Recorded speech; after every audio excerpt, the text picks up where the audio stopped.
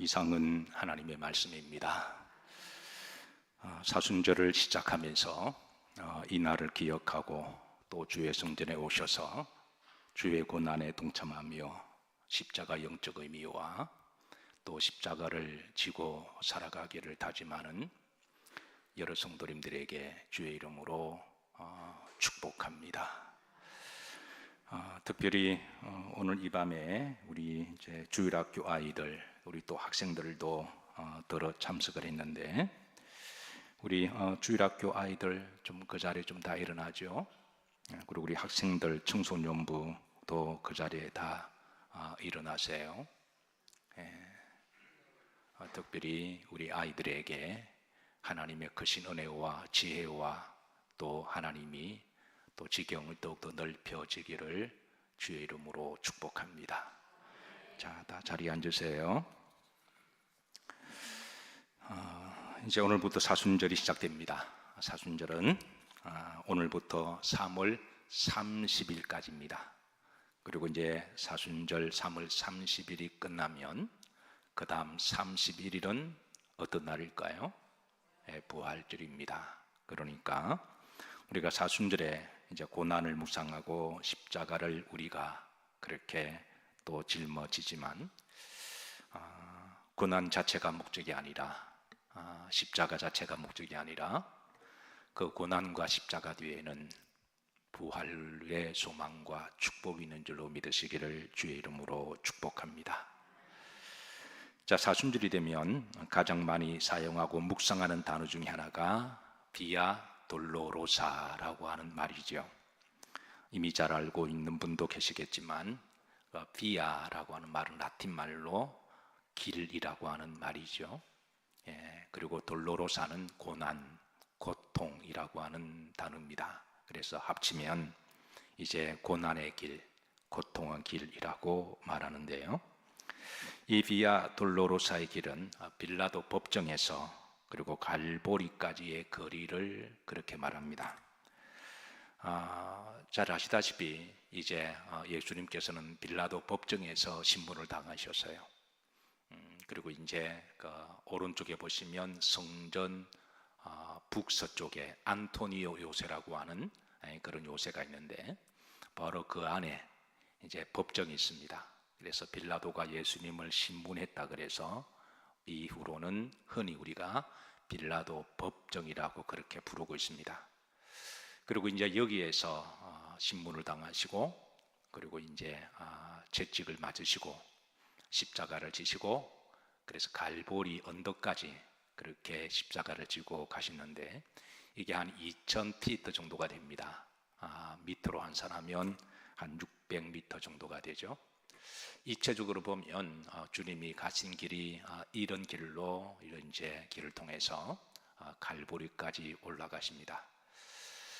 자, 1번부터 시작해서 이렇게 주님이 십자가 지고 가시다가 한 14번 정도 십자가가 너무 무거워서 쓰러지고 무릎을 찍으신 곳을 기념해서 14개 처소를 기억하고 이 길을 순례하는 사람들은 또 그 14처소를 잠깐 묵상하고 또 길을 행하기도 하죠. 자, 여기가 바로 이제 빌라도 법정입니다.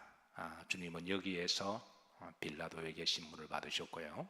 난간 위에서 빌라도가 예수님을 향하여 신문하는 그때의 그 역사적 현장이 바로 이곳입니다. 그리고 이제 여기에서 주님은 신문을 받으시고 이제 여기로 끌려가셔서 로마 병정에게 채찍을 그렇게 이렇게 맞으신 장소기도 합니다. 이제 여기서부터 이제 제2철소라고 해서 이렇게 시작되는데요. 그렇게 해서 이제 이 처소를 지나서 이렇게 쭉 가다 보면 라틴 말로 표시가 있습니다. 비아 돌로로사라는 길로. 그래서 해마다 사순절이 되거나 그리고 성지를 이제 순례를 하게 되면 특별히 이 주님이 가신 길을 이제 순례하는 순례객들이 많이 있어서 그래서 이 길을 누구든지 따라갈 수 있도록 그렇게 표시가 되어 있습니다. 특별히 사순절 시기가 되면 전 세계에 많은 그리스도인들이 모여서 이 길을 이렇게 걸어가는데요. 왼쪽에 벽에 보면 이게 가는데 이정표가 나오기도 하죠. 이렇게 해서 이제 비아 돌로로사의 길을 그렇게 해서 이제 기억하고 있습니다. 사실 우리 모두도 이 비아 돌로로사를 가고 싶은 그런 마음의 소망이 있습니다. 저도 목회를 하면서 예루살렘의 성지 탐방은 이제 어떻게 하다 보니까 한 번밖에 가보지 못해서 뭐 한 번을 가보고 어떻게 짧은 시간에 다 돌아볼 수가 있을까요? 물리적으로 시간적으로 여의치가 않아서 그러나 제 마음은 성경을 연구할 때마다 항상 이제 성경에 여기에 지명들이 제 마음 속에는 있습니다.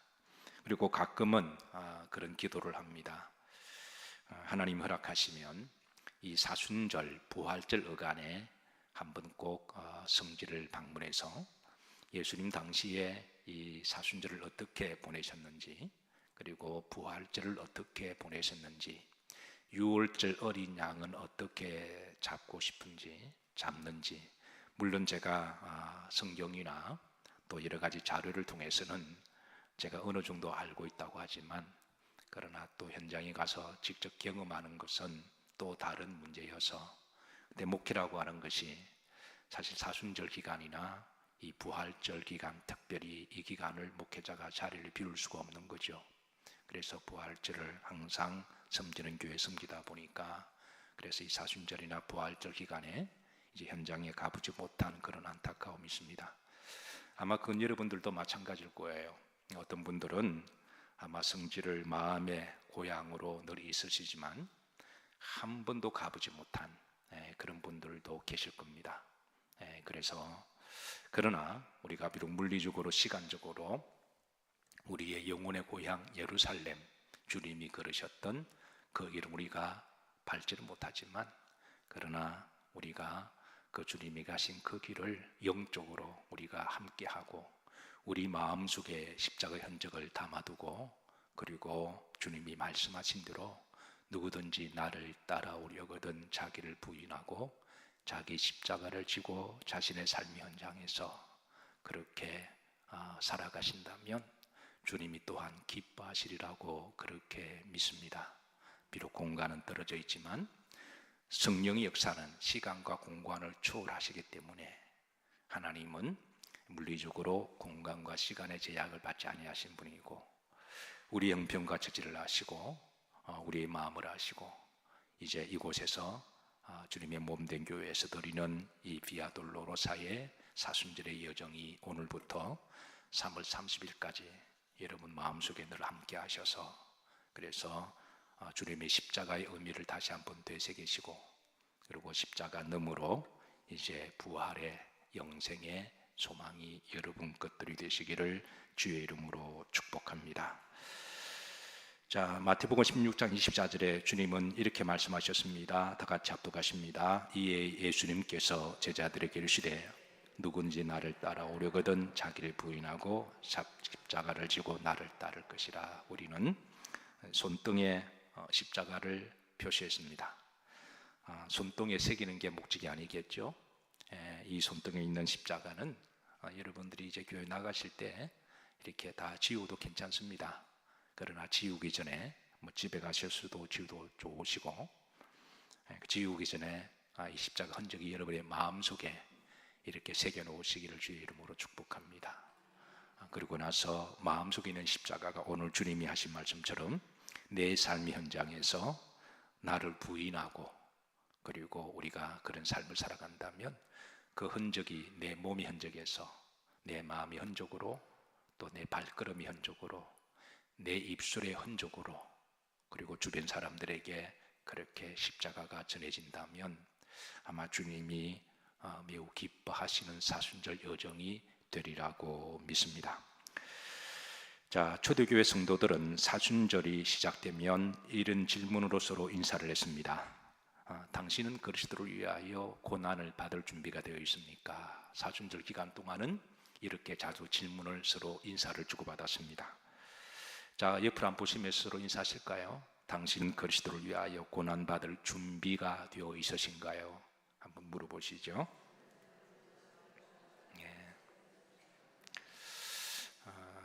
아직 조금 양심에는 찔리시겠지만 그러나 뭐 첫술에 배부를까요?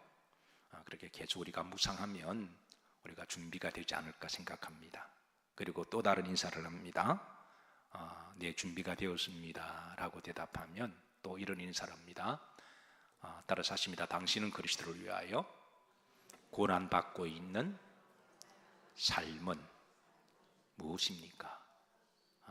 준비를 넘어서 지금 내가 그렇게 흔적이 무엇이냐라는 질문 앞에서 그렇게 어떤 분들은 주저하면서 민망하게 머리를 긁는 분도 계시겠지만, 그러나 어떤 분은 교만이 아니라 정말 자연스럽게 지금 내가 이렇게 살아가고 있습니다 라고 대답할 수 있는 그런 신앙과 용기가 우리 모두에게 있기를 주의 이름으로 초대합니다. 자, 사도 바울은 갈라디아 6장 14절에 이렇게 이제 십자가의 흔적을 내가 지니고 있노라 그렇게 하면서 14절에 보면 내가 이 십자가 외에는 결코 다른 것들을 자랑하지 아니하겠다라고 선언합니다. 내가 십자가를 자랑하겠다. 초대교회 당시는 많은 사람들이 십자가를 수치스럽게 여겼습니다. 부끄럽고 수치스럽게 여긴 것은 당시 로마의 사형 형벌이었기 때문에 그렇습니다. 그래서 사람들은 그것을 수치스럽게 생각했는데, 그런데 역설적으로 초대교회와 사도 바울은 이 십자가를 자랑했다고 고백합니다.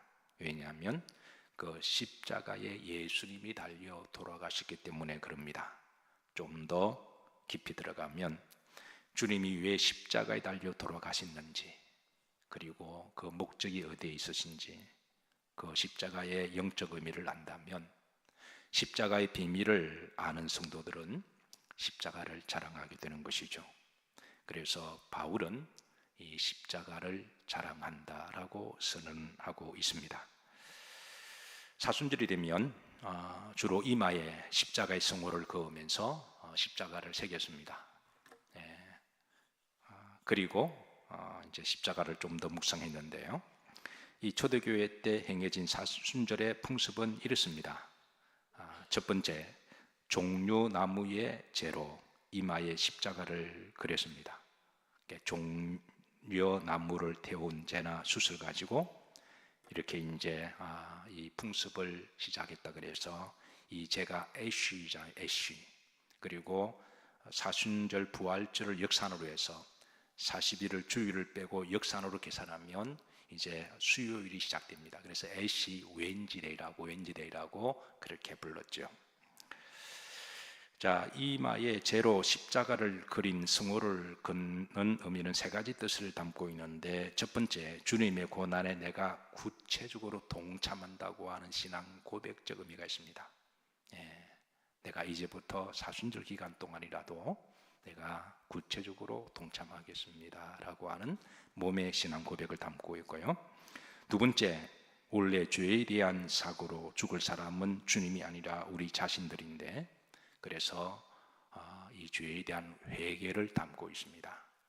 그래서 특별히 사순절 기간 동안에 우리가 그동안 하지 못했던 회개가 있다면, 회개를 하더라도 좀 어정쩡하게 회개를 했다면 이번 사순절 기간 동안에 더 회개가 더 깊어지고 또 회개가 하나님 앞에 신실하게 하는 여정이 되기를 주의 이름으로 축복합니다. 세 번째, 하나님 앞에 서게 될 죄와 같은 인생에 대한 고백을 담고 있습니다. 종려나무가 불에 태워서 죄로 돌아가듯이 우리 인생도 언젠가는 때가 되면 누구나 다 죄로 돌아갈 인생임을 우리가 기억하고, 한 줌의 흙에 쏘았던 우리도 다시 흙으로 돌아가 하나님 앞에 언젠가는 서게 될 것에 대한 영적인 교훈과, 그리고 그 앞에서 겸손과, 어차피 이제 유한한 인생 중에 죄로 돌아가기 전에 하나님을 기억하고 믿음으로 하나님 영광을 위하여 좀 더 가치 있게 거룩하고 복되게 사명으로 살고자 하는 신앙의 고백에 대한 다짐입니다. 자, 두 번째, 사순절 기간 동안에 금식 기도와 절식을 행했는데요. 금식을 하는 목적은 금식 자체가 목적이 되거나 자신의 믿음을 드러내기 위해서 자랑하기 위한 금식이 아니라 바로 십자가의 삶을 살기 위한 자기 절제와 금식이었습니다. 몇 날을 며칠을 정해놓고 하는 금식도 있지만 이런 형편이 되지 못하면 하루 한 끼의 금식을 행하기도 했습니다. 특별히 이제 사순절 예정 가운데 금요일 날은 이제 더 금식을 하기도 했는데요. 저는 개인적으로 저만이 금요일이 되면 금요일을 기념하는 예식이 있습니다. 한평생 목회를 하면서 이제 그 금요일마다 저 나름대로 행하는 예식을 여러분들에게 다 말씀을 드릴 수는 없지만 여러분들도 이번 사순절 기간 동안에 금요일마다 아마 여러분들만이 행하는 어떤 그런 영적인 의식이 있었으면 어떠하실까요? 예, 아마 그렇게 한번 해보시기를 바랍니다. 어떤 분들은 마음의 소원이 저 중세 수도원을 한번 가보고 싶은 그런 간절한 마음이 있었는데 언제부터 생각이 바뀌었습니다. 그러니까 중세 수도원에 가려면 오고 가는 비행기나 또 여정도 휴가도 내야 되고 이게 보통 복잡한 일이 아니죠. 그래서 그렇게 한번 갔다 왔더니 다음에 또 가고 싶은데 그렇다고 내 삶의 현장을 팽개치고 갈 수는 없잖아요. 그래서 어느 날 기도하는데 성금요일을 자신이 섬기는 교회에 그날만은 수도원으로 여기고 그래서 성금요일 날은 특별히 성금요 심야기도 때 나올 때는 내가 수도원에 간다. 그런 마음으로 오게 되면 그게 남다른 은혜가 있다고 하는 것이죠. 예, 그래서 여러분들만의 나름대로 한번 성금요일 한번 잘 지켜보시기를 주의 이름으로 부탁합니다. 존 웨슬리 목사님 같은 경우는 성금요일 날은 꼭 한 끼, 두 끼, 세 끼를 금식을 하면서 그렇게 보내기도 했고요. 어쨌든 사순절 기간 동안에 그렇게 이제 행편에 맞게 절식하셔도 괜찮고 금식하셔도 괜찮고 하루에 한 끼도 괜찮고 두 끼도 형편에 맞게 그렇게 하시면서 주의 고난에 동참하는 것도 좋은 방법입니다. 세 번째, 구제와 선행을 베풀었는데요. 단순하게 이제 수동적으로 금식하는 것만 아니라 이제 또 힘이 날 때 그리고 이웃들에게 우리가 선행을 베풀고 선행을 베풀더라도 오른손이 하는 일을 뭣도 모르게 왼손이 모르게 은밀하게 주변 사람들의 선한 영향력을 미쳤다고 하는 것이죠. 사랑하는 성도 여러분, 이번 사순절 기간 동안에 그냥 고난 자체 함몰이 되어서 그냥 우리가 너무 경건한 나머지 경건이 너무 지나치게 외식적으로 드러나게 되면 이게 또 사람들에게 우울하게 보일 수도 있으니까 그것도 썩 바람직한 모습은 아니에요. 그래서 주님은 금식할 때 머리에 기름도 바르고 그리고 이렇게 얼굴에 또 이렇게 밝게 하고 그렇게 남들에게 알리지 말고 오히려 더 밝게 씩씩하게 하면서 그렇게 하라고도 지침을 주셨는데 우리가 마음속으로는 사순절을 보내지만 그러나 우리 삶 현장에는 기쁘게 감사하게 즐겁게 그렇게 사순절을 보내면서 주변에 좀 이렇게 선행하고 구제하고 남을 도울 수 있는 말 한마디라 좀 따뜻하게 할 수 있는 그런 사순절을 보내신다면 주님이 더 기뻐하시리라고 그렇게 믿습니다. 자, 네 번째, 경건생활과 절언입니다. 특별히 사순절 기간 동안에 그동안 개인적으로 버리지 못했던 나쁜 습관이나 잘못된 행실이 있다면 이때 이제 끊고 고치고자 하는 그런 기간으로 삼았습니다. 자, 마태복음 20장에 보면 야고보와 요한의 어머니가 예수님께 이런 간청을 합니다. 23절 다 같이 합독하십니다. 이르시되 너희가 과연 내 잔을 마시려니와 내 좌우편에 앉는 것은 내가 주는 것이 아니라 내 아버지께서 누구를 위하여 예비하셨든지 그들이 얻을 것이니라. 자, 이게 보시면 야고보의 어머니가 우리 두 아들이 이제 주님의 오른편에 왼편에 앉게 해주세요라고 상급을 논하자 이때 주님이 하신 말씀입니다. 누구든지 내 잔을 마시면 고난의 잔을 마시고 나를 따라오면 하나님이 그런 이들을 위하여 그 자리가 준비되었다라고 그렇게 대답하신 내용입니다.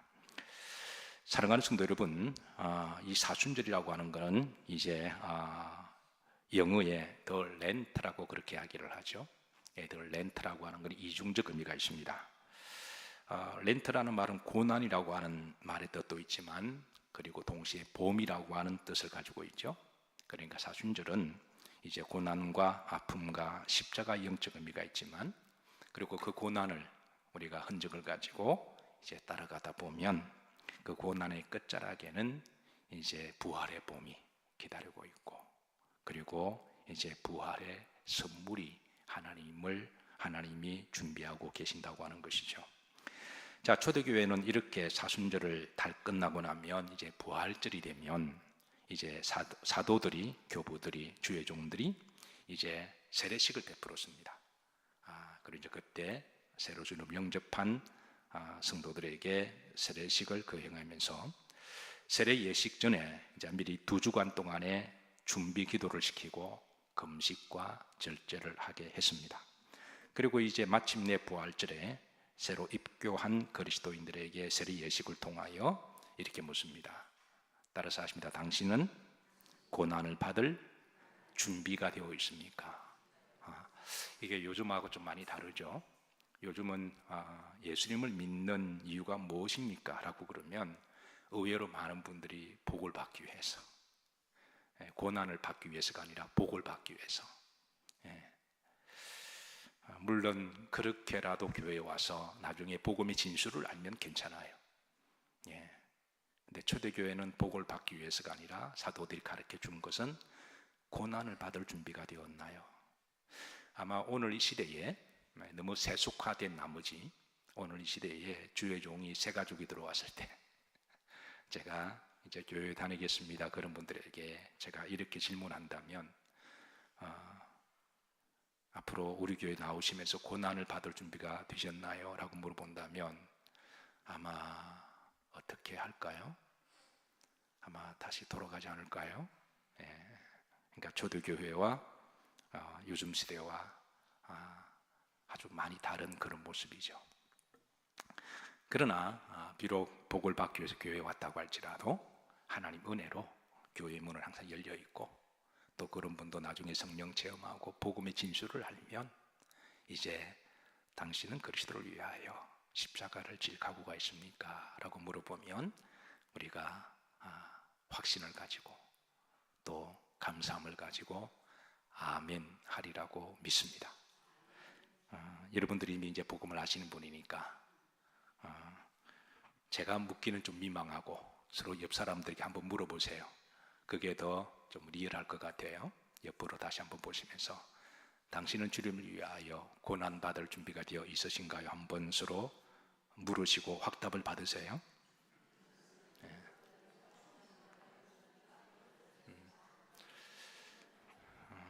자, 여러분 서로 확답 받으셨죠? 앞으로 잘 지켜보세요. 앞으로 잘 지켜보시고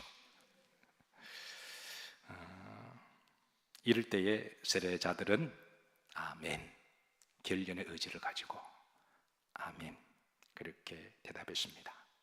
우리 기독교는 그렇게 해서 로마를 정복했습니다. 이런 십자가를 지는 믿음과 십자가의 사랑으로 로마를 복음화시킨 거예요. 말씀을 정리합니다. 자, 따라서 하십니다. 내가 내 몸에 예수님의 흔적을 가졌노라. 이렇게 바울처럼 한번 여러분 손등을 보시고 예배가 마치고 나갈 때 여러분 다 지워도 괜찮아요. 그러나 이 손등의 십자가가 어디까지 이렇게 들어가야 되나요? 내 마음 속에. 그리고 누구도 지우지 못하는 여러분의 마음 속에 잘 새겨 놓으시고 힘들고 어렵고 시험 들고 그럴 때 여러분 가슴 속에 고이 간지 갇혔던 십자가를 한번 싹 끄집어내셔서 그렇게 한번 보세요. 제가 여러분들에게 성호를 끄면서 순간적으로 좀 깨닫는 것도 있고 주님께 죄송한 것도 있었습니다. 평소에 제 허리가 좀 좋지 않아서 저만의 나름대로 예식을 치르고 있습니다. 근데 이제 십자가를 하는데 이게 거리가 좀 다소 있다 보니까 십자가 성호를 꺼서 내 허리를 숙여야 돼요. 근데 숙이다 보니까 중간쯤 되니까 허리가 너무 아픈 거예요. 이거를 좀 짧게 하지. 그런 생각이 들면서도 그 순간에 우리가 다 가지는 생각이죠. 예수님은 얼마나 힘드셨을까? 이 5분, 10분도 허리 숙여서 아픈 인간의 약한 모습을 나 자신을 돌아보면서 참 주님께 송구한 마음도 가지고 주님의 그 십자가는 얼마나 고통스러우셨을까 그렇게 회개하는 시간도 가졌습니다. 어쨌든 우리가 믿음 생활하다 보면 우리가 고난을 당할 때도 있고 또 십자가를 질 때도 있고 또 삐질 때도 있고 시험 들 때도 있고 그럴 때가 있을 터인데 그걸 여러분 가슴 속에 새겨놓았던 십자가를 살짝 꺼내서 한번 보시고 그리고 갈라디아서 6장 17절입니다. 이후로는 누구든지 나를 괴롭게 하지 말라. 내가 내 몸에 예수님의 흔적, 십자가의 흔적을 가지고 있노라. 이 말씀을 되새기시면서 이 여정을 여러분 잘 비아 돌로로사의 여정이 되기를 주의 이름으로 초대하고 축복합니다.